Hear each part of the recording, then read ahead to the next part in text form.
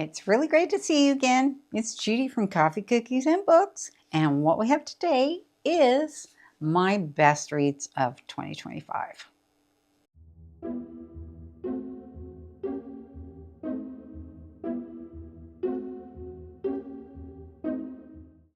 So I actually had a lot of 5-star reads in 2025. Now, what I've done is I've taken the list. I had 32 in total so far. I'm pretty much almost done reading. One last one that might hit the 5-star is Sunrise on the Reaping. I still have to read that. It'll get done before the end of December because I'm just a little over halfway through December right now, and I've just finished The Ballad of Songbirds and Snakes, and I absolutely loved that book. So that's going on this list. So what I've got for you is I've taken the list of 32 and I've concentrated on 20 books that are truly unique and that I would say went well beyond just 5 stars for me. And there is some romance in here and that kind of thing. Now, there's a couple of instances where there was more than one book that I read in the series. They were all like 5 stars, but I've kind of either given you the first one or the one I liked the most. So anyways, we're going to talk about that as we go through. So I'm going to start from the list, and it's going to go in the order I read them through the year. So not in the order of what was my favorite one, or because these were all my favorites. Okay, so it's really impossible for me to say which one was the best. I mean, I can say which one was the most enjoyable to read, which I will talk about that too. So yeah, we'll talk. Anyways, we're going to talk about this. And what I tried to do was I tried to put on here just one book from a series if I read more than one. Okay, so does that make more sense? That probably makes a little bit more sense. Yeah, I'm just winging this. So what I'm going to do is I'm just going to put the book covers up for you. I did not pull all of these. I do have all of these in physical form. None of these are ebooks, okay? So the first one is a novella called The Fall, and The Fall is the first book in the Bound and the Broken series, which is I guess, a high fantasy series written by Ryan Cahill. And I read the first full novel. All of the books are chunkers. And like kind of, you have The Fall, which is a prequel, which is a novella. Then you have Of Blood and Fire, which I read. Then you have another novella. Then you have another main book. So there's a bunch of novellas in between. And I have not read on further in the series, but I will be because I really love it. But The Fall was special to me because, you know, you get these prequels, and I think it was maybe 150 pages, and it was 150 pages packed full of the history of this world that starts hundreds of years later, might even be 1,000. I can't remember exactly, in the first main book. But the back history was fantastic.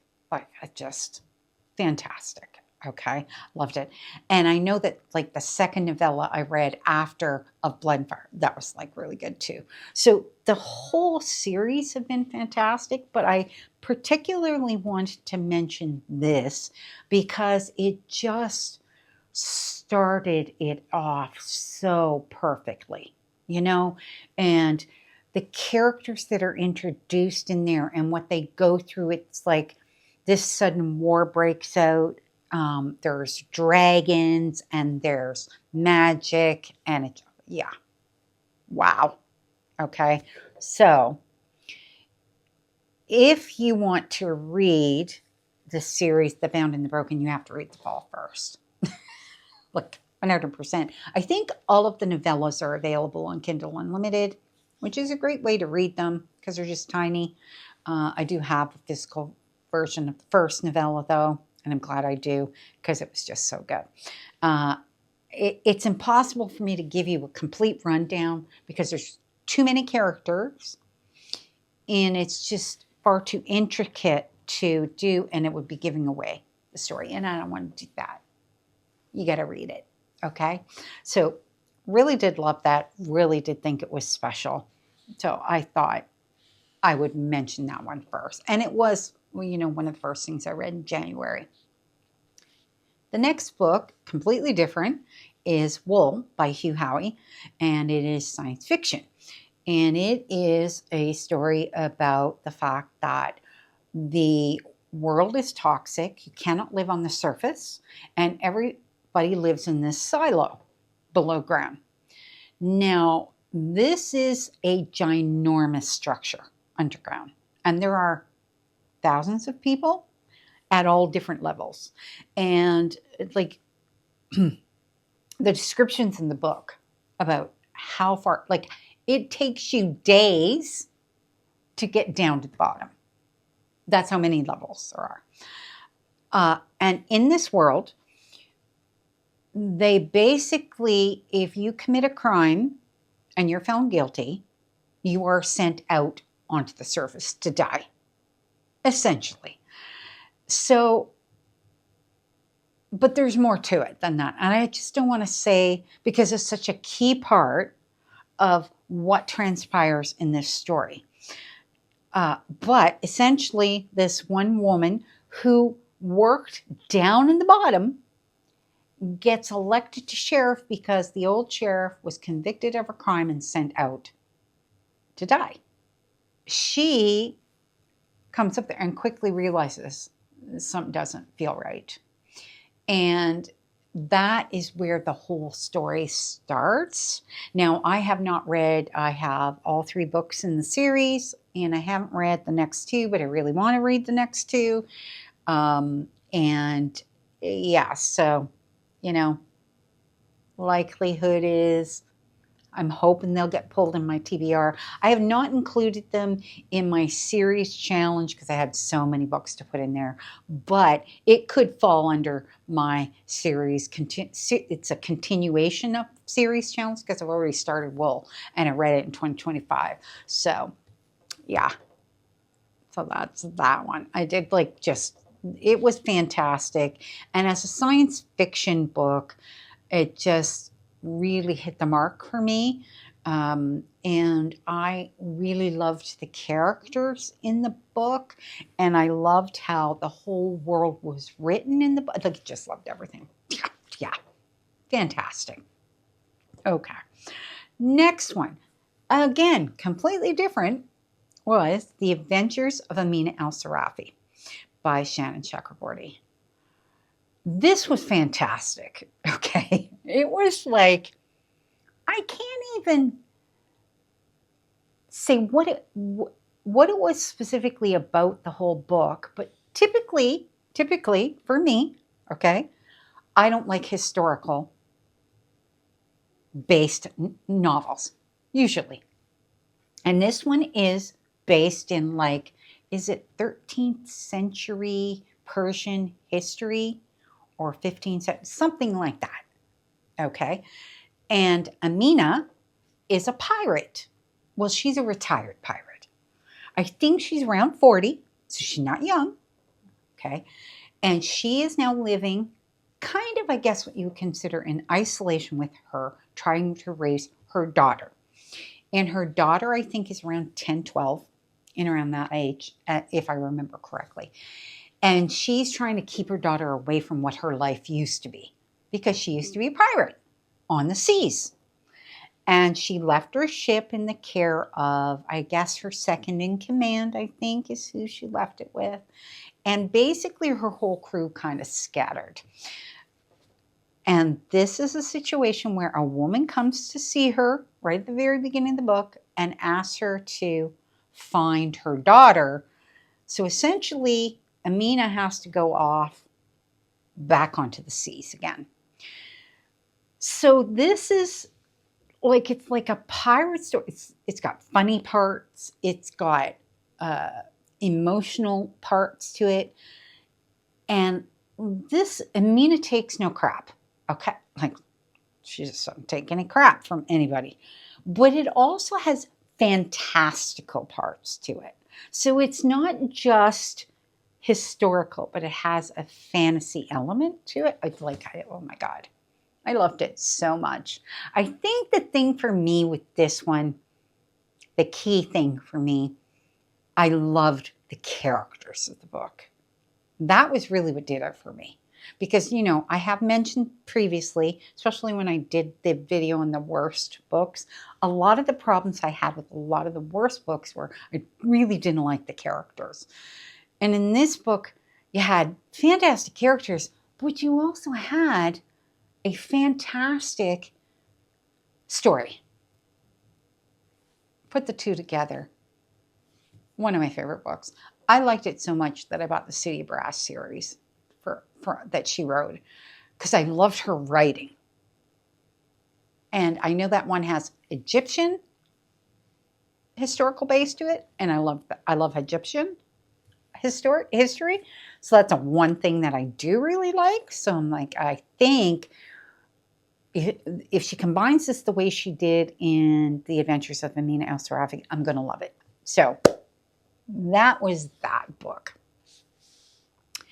Next one is the third book in the Crescent City series, House of Flame and Shadow.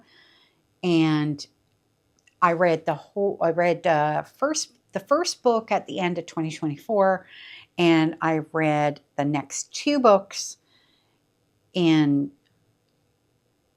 I think in the beginning of the year, and House of Flame and Shadow was my favorite. And it's funny because a lot of people hated that one, which was the third one. I actually, the first one was the one I liked the least. They got better for me. Liked the second one a lot and loved the last book. And of course, can't say too much about it, but it is a fantasy series by Sarah J. Maas, and it is an urban fantasy. This was when I realized how much I like urban fantasy, very much. And I loved how the characters developed through the book, but I particularly really liked how it ended. And if I'm going to be honest, I had not read anything else by Sarah J. Maas previously. And in the third book, it made me want to read more of her books. And I have since read Court of Thorns and Roses. It has started out for me very much like the first Crescent City book. I liked it, but it wasn't a 5-star for me. So, but I do want to read on because I have heard that it does get better as the series go on. So that's how I felt about it. And yeah, like Bryson Hunt, a lot of people said like they don't like the romance between them and there's too much sex. I didn't think there was too much sex in the book. I actually thought it was just the right amount. And I thought that the relationship developed very well. Just my opinion. Yeah. So I didn't think at all that things got out of hand as the book went on. I thought it really wrapped up well. Now, I've heard that there's going to be more in it, and I do think that it left it in such a place that it could have gone on to like a secondary series from that series perfectly. Okay? So she probably did that on purpose, which now I have kind of heard from a few different people that it's supposed to continue, but not right away. So no idea what she's up to, but I did particularly like it. So, all right, next one is romance, and it's a contemporary romance, and it really caught me unawares because I didn't love the first book in the series, and that is Love Unwritten by Lauren Asher. I think it's the Lakefront Billionaire series. First one, very middle of the road for me. think it might have been 2.5 or 3. This one was 5, 6. I just loved it. I loved the characters in the book, and I liked the story in the book. And so when you put it together, like he was a single father and she is a songwriter who has abandoned that career and come back home. And she is the nanny for his son. And his son has retina pigmentosa. So his son's vision is going on him. So he, is it Rafi? I think is the main male character. And so she's not young and he's not young. And I liked that. I also liked that their relationship didn't run in a straight line. It had a lot of bumps in the road. Okay.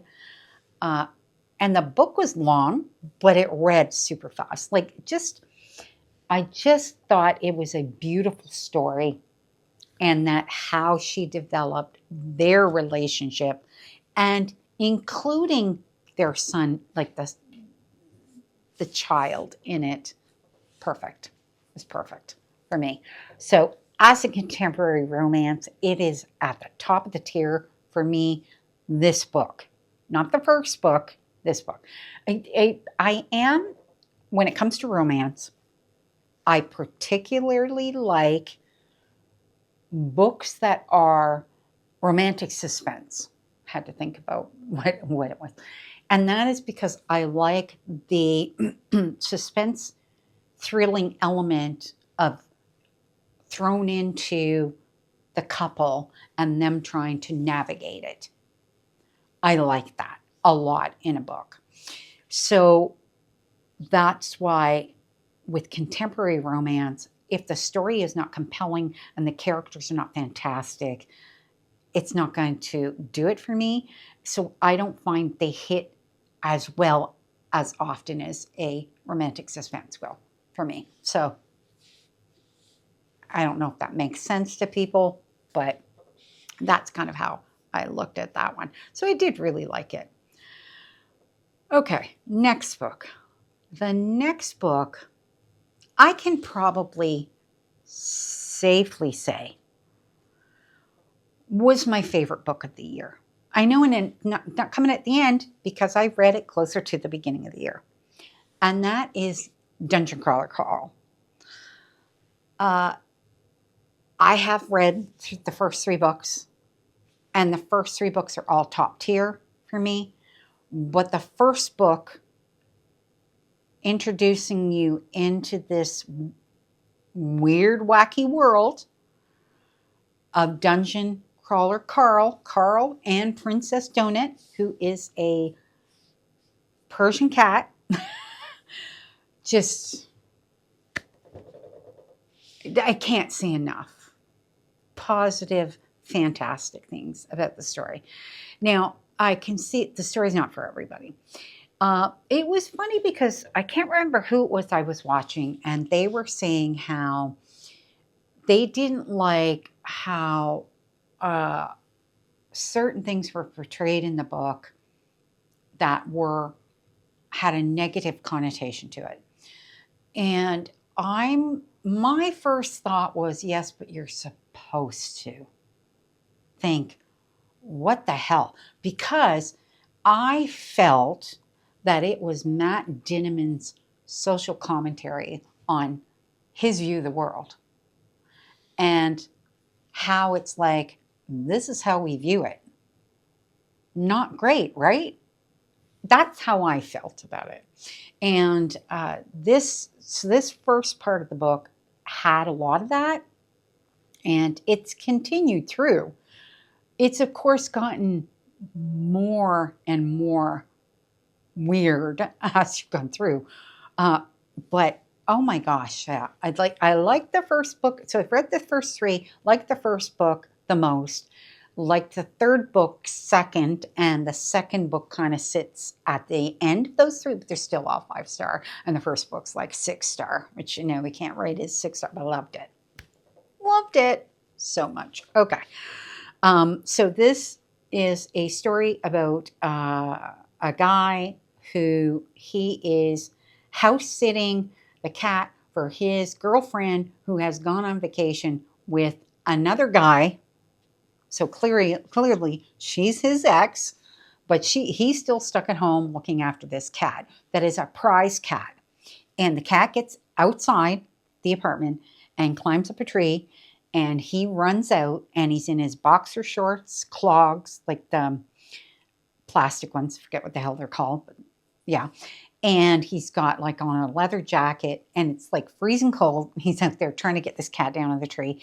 And all of a sudden, all the buildings just disappear into the ground. Anybody who's in them dies. Anybody in a structure dies because aliens have come and basically taken over the world. And these doors open, and they're like, take your chance on the surface because maybe you will or won't survive, or go into this dungeon levels and play this game. So I think Princess Donut takes off into it, and he runs after her. I think that's how it starts, if I remember correctly. And they are now stuck in there, and you can't get out. Once you're in, you're in. And he's immediately, they're attacked by goblins. And it is just, it's insane. Okay. And not very far into it, the cat starts talking. And it's just, it's the best thing. The best. And I can't say enough about it. Oh my God, I love it so much. And it is like a video game. So I do not play video games. I'm going to tell you. I know I'm going on about this one, but that's because it's just, this is my best read of the year. And it is, so as you go through, you get these things that pop up as you're going through, because him and Donut are earning things. Anything that they kill or that they can retrieve, they put into this toolbox sort of area, storage area. So they're keeping everything, storing everything possible. And they level up as they go, like a video game. But the story behind it is cool. Now, I mean, I've gotten to a point now where I love levels up. And I love like the pop-up smart-ass comments that you get from the game, okay? I love that now. And it's like, it took me a bit to get a little bit used to that because I don't play video games. But once I got used to it, it was like, oh my God, this is so great. Yeah, I loved it. Obviously, I loved it. So anyway, okay, we shall move on. Next book is a weird one. So, We Used to Live Here by Marcus Kliewer. And I read it, and I initially gave it 2 stars. And then I did a reread, and I gave it 5 stars.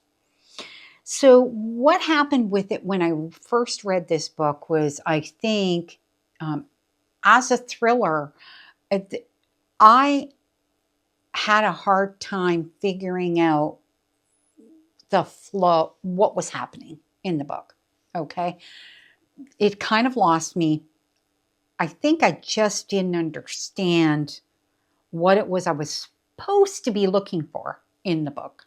Then after I read it the first time, I went and I watched some YouTubers. And yes, I watched, I guess what you consider to be spoilers, but they weren't spoilers to me because I had already read the book. But they had certain suggestions on what you can view from this book. And I think it's one of these books that every person that reads it gets something slightly different from it. And yeah, like what they pull out of it is different. And on my second reread through, it ended up being a 5-star for me. I loved everything. I went from not getting it to, oh my God, like I totally get this book. It was a weird read. I mean, I'm not going to lie. It was a really weird read for me, but it was like a good weird read second time around. So it's a story where there is this couple and they bought this house that they're going to either tear it down or refurbish it. And one of them is away and there's one at the house, and it's like out in the middle of nowhere, this house. And all of a sudden, this couple with their kids show up, and the husband, is like, this used to be the house I grew up in, and we'd like to come in to take a look. So right from the beginning, the whole thing is very weird. And right from the beginning, Eva, who is the girl who is home, the woman who's home, she is quite reluctant to let them in. And she makes a mistake of letting them in. And it goes from there. And I don't want to say too much because if you do want to read it, I would suggest. But I'm also going to suggest that you might want to read it twice. Just a suggestion, because obviously that really made a huge difference for me. And I think that reading it twice gave me more of an appreciation for everything that happened in it. So you might want to do that. Okay? Okay. So the next book is called Chasing the Storm by Brittney Sahin. And it is the 10th book in the Stealth Ops series. Now, the Stealth Ops series is like the first 5 books, which is the first team, I think Bravo team, and the second 5 books is Echo team. And it goes through, each book centers around a guy or girl on the team, because there are both on the teams, as the main character. So it's the team member is the main character, and then there is the secondary. This particular book, Chasing the Storm, was the last book in that whole 10. Now, I think she's writing another team. There's going to be a third team. It'll be 5 books, but she hasn't done that yet. So right now, that's the end of the series. It actually was the last book I had to read in her entire backlist, which super sucked because I love her books so much. Okay. But she's got a new series that she's writing. And I think I have the first book in the series, or first and second book. No, I have the first one. Second one comes out in January, February. The second one, third one comes out in July. So she is writing that series. But I think the reason that I like this one is one of the kind of the high point of the whole Stealth Ops series was because it was the end, and it was about Finn, and it was also the female main character, Julia. She was a sister from the guy in the very first book she ever wrote, I think The Safe Bet, from the Hidden Truth series, which is her first main series. And that was Michael. And Julia's Michael's sister. So it tied everything kind of back to him. But like you remember her, if you read the book, I remembered her. And so this is about Julia and Finn. But what I loved about it was their 2 characters were just so great. And it took them all over the place, and they ended up in Egypt and Dubai, and oh my God, it was just so good. Such a freaking good story. Okay? Clearly I love the story, and clearly I love the characters, but I can't even say enough. It was suspenseful. It was funny. It had charming points to it. It didn't have anything that I would say that happened between the 2 of them that was stupid, and their relationship developed beautifully in the book. And I loved it so much. So I would say, though, with her books, while each book centers around a different couple, you have to read her entire backlist. Now, Do you have to start at the Hidden Truths? No. You could probably start at the first book. Is it Finding the... Oh, can't remember the name of the first book. But the first Stealth Ops, Finding the Mark. So you start there. Then there's that first 5. Then there's the second 5, which Chasing the Storm is the end of the second 5. And that would give you your base to then move on to the Falcon Falls series, which is also primo fantastic. Okay. So those 2 series, you kind of have to read those. And then there's a small series that's in between. That is just a 3-book series. You do and you don't have to read those. So it's kind of, you could get away with not reading the first one. There's the Hidden Truths, and then there's a series that's based in Ireland. So there is that one too. Those characters do come up in the other books, but they're not as key as the ones that start with Stealth Ops and go from there. Because if you don't follow all of the characters all the way through, you're going to lose a lot. Just my opinion. Okay. So that's kind of how I would start it. She does have, I think, on her website, a suggested reading list if you want to start right from the beginning and go from there. So yeah, she has that on her website. Okay, so that's that one. Then the next one is Finlay Donovan is Killing It. So I read that, and I read the next book in the series as well. And I loved them both, but the first book was just, it set things off beautifully.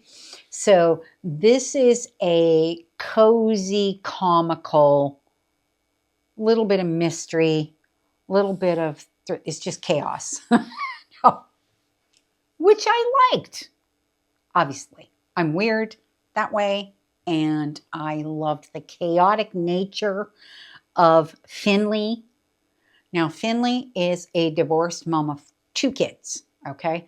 2 very small, very precocious children. And her life is a mess. Now, she is a writer, and previously she wrote books, and she's got to write another one. She has no clue what the hell she's going to write. And she goes for a meeting with her agent at this, like Panera, like that sort of place. And she's sitting down and she's talking to her agent because she writes murder mysteries. And the woman at the table next to her, this is in the first book, the woman at the table next to her misunderstands what she's talking about and thinks Finlay's a contract killer. Not kidding. But you think that's not possible, but you could say, based on the conversation, okay, why this woman would think that. And essentially offers her money to kill her husband. And it goes from there. And it is just a comedy of error. It's like almost like watching a I Love Lucy episode. Some people may not know what I'm talking about, okay, with that. You got to watch it to understand that Finlay is Lucy, okay? Everything Finlay does goes wrong. But it ends up this weird shit falls in her lap, and she's trying to figure out how to get out of this. Yeah. What good. It was so good. It was so good. It was so funny, but so good. And they're short stories, like they're not long.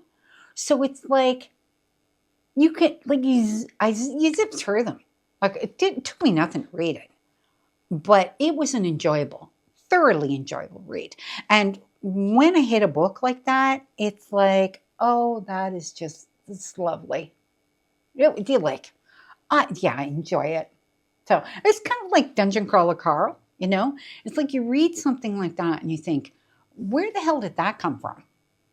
Like, yeah. Anyway, I know that some people said that as the series goes on, it just becomes too much. And I'm like, but that's why you don't read them all one right after the other. Like, give it a little breathing room, read the next one. Little breathing room, read the next one. So it's like I read Finlay Donovan is Killing It earlier in the year, and I read the second one. Is it Jumps the Gun? Is the second one? I'm not sure if that's what it was, but I read the second one just recently, like October, November, one of the 2 months. So, and I loved it too. So, okay, next one is the beginning of a series. So this is, I was sad because I had finished my last Brittney Sahin, and I was looking for another romantic suspense writer, and somebody suggested Catherine Cowles, and so I picked up Fragile Sanctuary, which is the first book in the Sparrow Falls series, and absolutely loved it. And it is not quite the same. It has more of a contemporary spin, small town.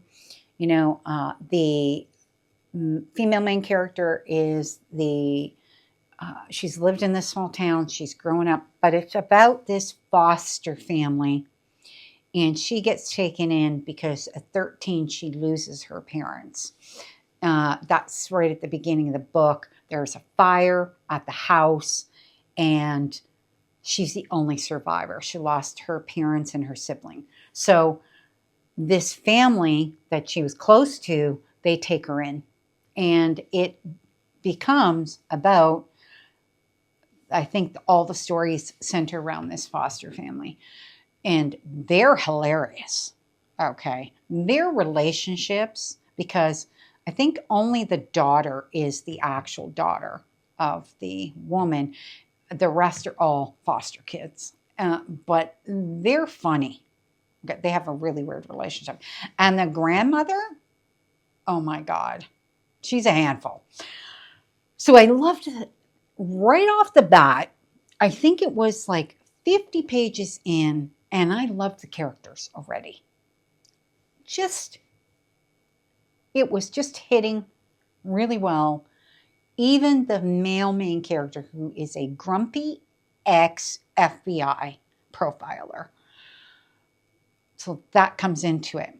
So where the suspense part comes is, and I don't want to say too much, but has a bit of why he left the FBI, obviously impacts the story, but it also has something to do with her. And it's, how it all comes together. And how it all, I don't want to say too much, because that's the thing with these books is you can give kind of the beginning of the story, and how they meet is she decides right at the beginning of the story that she's going to finally renovate her parents' the house, because only one section of the house ended up on fire, ended up kind of destroyed. So she's completely going to redo the house. And he is working for her foster brother now as a contractor. And so he comes in and basically catches her in the house, and he's like, well, you shouldn't be in there. It's not safe. And he's a grump. So he's grump and she's sunshine. But it really works. It really works. So I loved it. I loved all the characters. That's why it's like, when you read these sorts of things,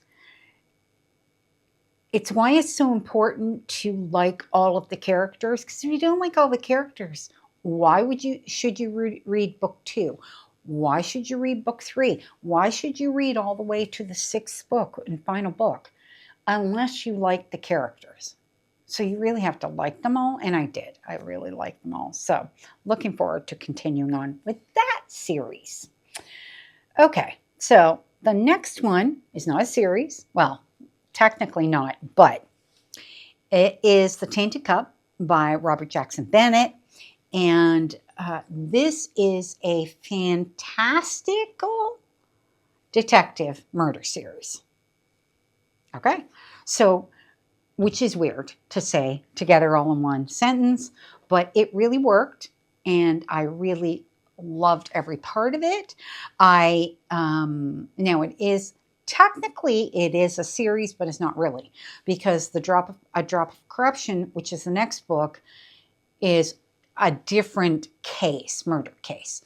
Now it is the same two main investigators, which is you have the one which he's like her apprentice, and then Anna, who is the main so she's like Sherlock, and he's, who is it that I can't remember, but his help, the one who helps him. So that's kind of what they are. Now, in this particular world, it is a fantastical world. So that's where the fantastical elements, and there is, I guess what you would consider magic, but it's not really magic. These people ingest these concoctions that change them. And he has done that, and he becomes the type of investigator that he can walk into a room, and by taking this drink, he can now relate smells to certain aspects. It's like almost having a photographic memory, but it's based on smell for him. And then he can relate all that back to Anna, because Anna is a very isolated individual, but she's very smart and analytical. So you put the two of them together and they make a great team. And this is what develops in the first book in the Tainted Cup, is the team part of it. But then there is the fantastical part where they're talking about leviathans and everything like that. And it's like, I'm thinking like Godzilla coming out of the water to attack the city. Anyway, that's what comes up in my mind. Anyway, so it was crazy that way. And so I loved the first book. It was a 5-star for me. Can't wait to continue on to A Drop of Corruption. And from what I understand, there is another book coming out. So he's probably making this like an investigative series you would watch or, read. And yeah, it's going to be good. But I like the world that it's in. Love it. Okay, the next one is Bride by Ali Hazelwood. And that is the first book is it the first book that I've read from hers? No, I think I've read one other one, which was one of her STEM series books. And it was okay. This one though, Bride, I absolutely loved Bride. It was fantastic. I liked the characters. I liked the world they were in. And I liked the fact that the romance was very slow developing between the two of them. So the female main character is a vampire, and he is a werewolf.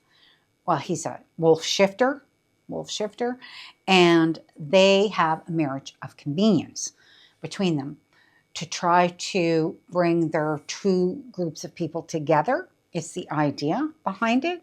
But there is a lot of politics going on, okay? So that's one thing going on. The other thing that's going on is her best friend, Serena, who's human, has gone missing. So that is the other thread going on. And they do kind of come together a bit. But it just like, I loved all of that, okay? And but I didn't just like the two main characters. I liked all of the other characters as well, and how they were portrayed in the book. It was not it was not a super long book, but she packed a hell of a lot into that book about the world, so that when you move into Mate, which is the second book, you have a pretty solid understanding of how the world works. And even though it's a different couple, you have a solid understanding. So that was why I really liked that one. The next book was Shield of Sparrows by Devney Perry. And this is a book that kind of took me by surprise because it was getting kind of a lukewarm. Some people liked it. Some people didn't really like it. And I was like, okay, well, here's a perfect example of a book that a lot of people were like, yeah, it's not so great. But I loved it. I really loved it. Now, first and foremost, I do like Devney Perry's writing. So I do think that helped. But this is completely different because normally she writes like romance, romantic suspense, that kind of thing. This is a fantasy romance. So fantasy first, romance second, because the romance definitely took a back plot in the book. It was very much a world building exercise with the main character, the female main character, being kind of your key person in this world. And I loved that. Okay. I loved the monsters in the world. And yeah, I just liked everything. Now, she is the daughter of a king, but she is not the one that is being trained to marry off to this prince. Okay? Her sister is. So this is where things get complicated because her sister has been trained to essentially be a spy for her father. And what happens is when they come to take the sister and marry, they're like, no, we're going to take her instead. So they take the wrong sister. And that's where the story starts.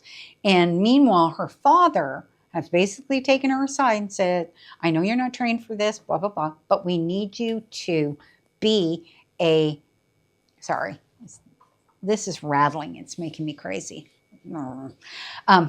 So her father has taken her aside and basically said, you need to do this for us. You need to be our eyes and ears and let me know what's happening in this world. So she's a spy. She doesn't want to be. Okay, so that's kind of where it starts.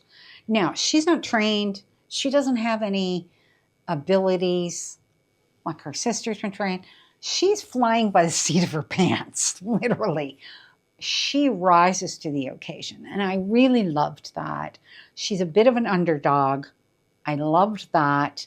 Yeah, I liked the whole story. I liked how she developed friendships with people, how she came to care for people. Just, yeah. But I think that was also part of her personality. So that kind of went really well. Great book. Next, coffee. Again. Next book was after Shield of Spirit, Wild Eyes. So this again was another surprise for me. And that is because I did not care for Wild Love. It's okay, very average for me. Have tried a bunch of Elsie Silver's books and it was like, they're okay. But I really loved Wild Eyes. Now, again, it was just the characters really worked for me in this particular book. I liked their relationship, the two main characters, Wes and Skylar. I liked how their relationship came together. Now, this is not one of these books that has like a crazy world or anything like that. So you really have to have strong characters. This is a small town type romance, and the characters are going to drive whether or not you like the book. I didn't love the characters in the first book. Okay. The first book kind of bored me. I almost DNF'd it at 60%. And I did continue on, and I did like how it ended. But why I even continued the series was because I did like the brother of the main female character from the first book, West. I liked him. So, and he was single dad, 2 kids. I think the whole book is all single fathers. I think that's a theme through the entire series. In this particular case, I loved how he met Skylar right at the beginning of the book. I liked how their relationship developed. I liked her insecurities and why she was there in the first place as a pop star. Like, she's a celebrity, okay? But she doesn't like her music. She's not happy with how any of that is going. So she's basically coming to Rose Hill to meet with Ford from the first book to do an album, and she's leaving out her father and her agent. They don't have any control over this. She wants control this time. She wants to do it her way. And I love that about her. And that kind of drives the whole story.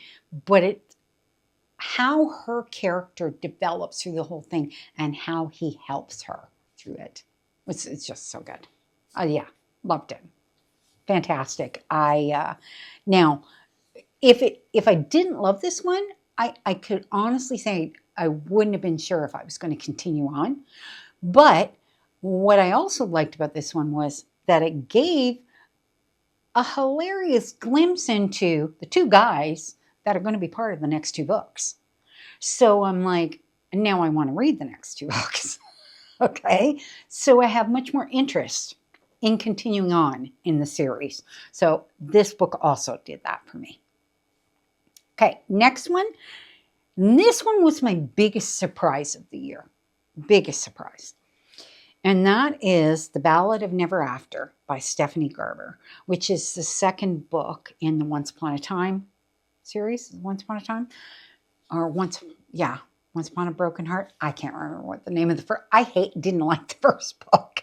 It was like, the first book I think was 2 stars, I think. And I honestly would have gotten rid of the whole series because I did have it because I got it from Book Outlet. But people kept saying to me, read the second book. You're going to love the second. I loved the second book. It was like, it felt like 2 different books to me. Obviously, I can't say too much because it's a second book in a series, fantasy series. But I liked the characters so much more. But I liked all the characters so much more. I felt in the first book, you just didn't get the same feel for them. The second book, they had so much more depth to them. And I think that's what really managed to keep my interest. I also felt like I got more of the world in the second book, and that just also kept my interest going. So I loved it, and I have no problem saying I'm going to continue on to read the third book now.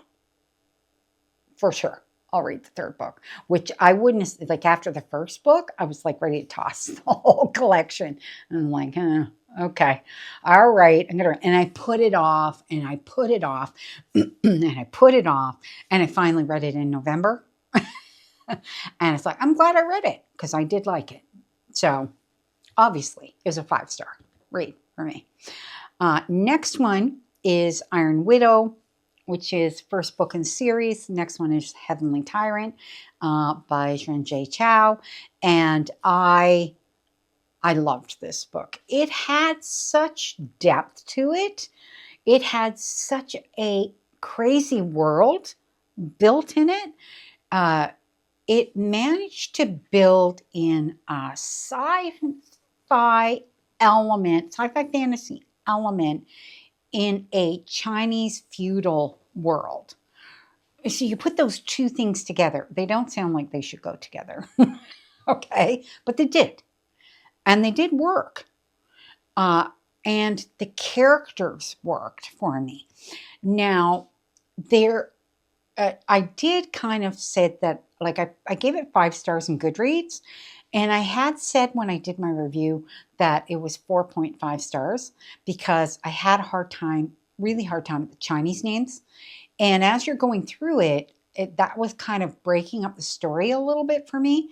But now that I think about it, it's like, but I still loved the story. Okay. Like I think I'm very much looking forward to reading the second book now. And yeah, I thought it came out really great. It was, I don't think it would be for everybody. Yeah, I can't even think of anything that I've read that kind of comes close, except maybe Heavenbreaker. Because I think the ages of the pilots, and in Iron Widow, it's a pilot and a concubine. And the concubine kind of feeds her chi, life force, into the pilot for him to wield the machines. Whereas in Icebreaker, it's a similar idea, but it's just a pilot. And it is out in space. But not Icebreaker, Heavenbreaker. But it felt similar, kind of. So, anyway, yeah. Loved it. Okay, next one. Silverblood Promise by James Logan. It's the first book in a series. I can't remember what the name of the series is, but second book is Blackfire Blade, which I have because I just got it because I loved this book. Okay? It was like a swashbuckling fantasy that had kind of Arthurian feel, but magic, and just like it's like you're in a city still. So it did have a bit of a urban feel, but not modern urban. Like, it's hard to describe, but that's kind of how I felt about it. And but again, it was the characters that really did it. So Lucan Gardova is the main character, and the story is about him trying to figure out who killed his father, because his father was murdered. And that's how the story starts. And him and his father were estranged. They hadn't talked for like 7 years. So I think he had a lot of regret and that kind of thing about how everything transpired with his dad. And yeah, it was just so good. Right from beginning to end. The whole book was like 500 pages. And I loved the whole book. Not bored at all reading through it. So I can honestly say I can highly recommend it. Anybody who likes like a good fantasy, solid fantasy story, I think they would really love it, and that you could really get into the characters. And anybody who likes a little bit of magic in there too, because that's in there and it's pretty dark, on the darker side, the magic part of it. So really super good. Okay. Next one I put on here, because I just reread it, is The Hunger Games. Now, I have not read The Hunger Games since it first came out. I read the initial book when it first came out. So before the movie, obviously. And I loved the first book. Now, I didn't put the other books on here, the other two of the main story, because to me, they weren't as good as the first one. They were still good, but that first book was special. Like, to me, very special. Because of the kind of world that it's giving you and what Katniss goes through in that world and what the games are about, okay? And the politics of the world. It was crazy. Seriously crazy. And, by the end of the first 3 books, you get to a certain point where I'll talk about in a minute, okay? But Hunger Games is, it's a special book. So I can't say, what is there to say? I think most people, know the story. If they've watched any at all, they know that, Katniss overcomes what happened. But I don't think she really does ever overcome it completely. And that's kind of what that's about. Then I read The Most Wonderful Crime of the Year, and it was completely unexpected. How much I love this one. I don't want to say too much about it because it is kind of like a mystery thriller, but it's about these 2 writers, and they kind of are at odds, and one writes cozy mysteries, and the other one writes, I think, thrilling mysteries. So a little bit different, their approaches to what they write, and they both write for the same publisher, okay?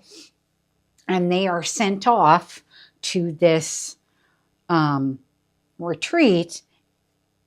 Well, not really retreat. They're invited by somebody who is their biggest fan to this place in England or Scotland. And when they get there, they find out that it is a highly recognized mystery writer. And they're both there, and things just go to hell from there. So that's all I'm going to say, because it would give away too much if I said anything more than that. But suffice to say, this all happens around Christmas. So, yeah, throw all that in there with it, and it just kind of goes nuts from there. But super great book. Read it really fast. Like, it didn't take much to read it because I didn't want to put it down.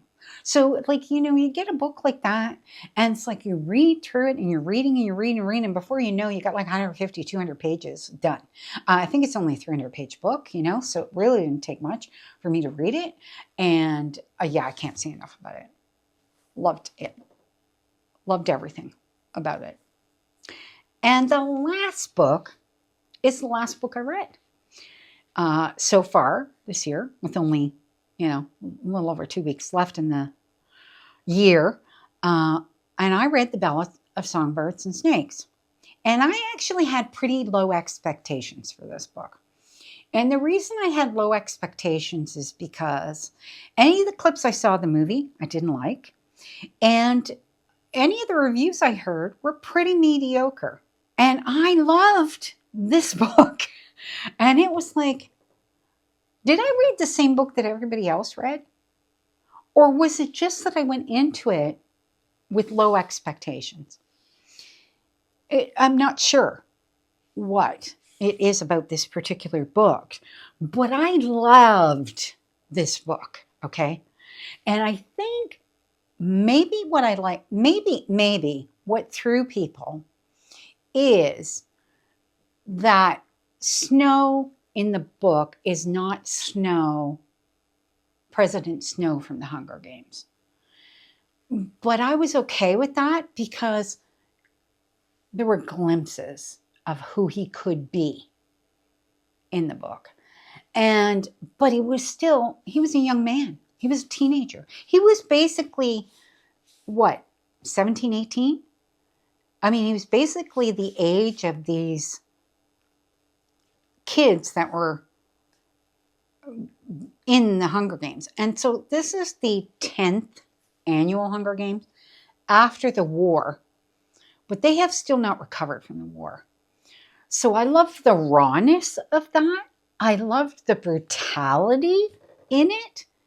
This just felt so much like, this just really gave me an open picture of where they were, but also kind of made me feel a little uncomfortable for where Katniss ended up at the end of the third book.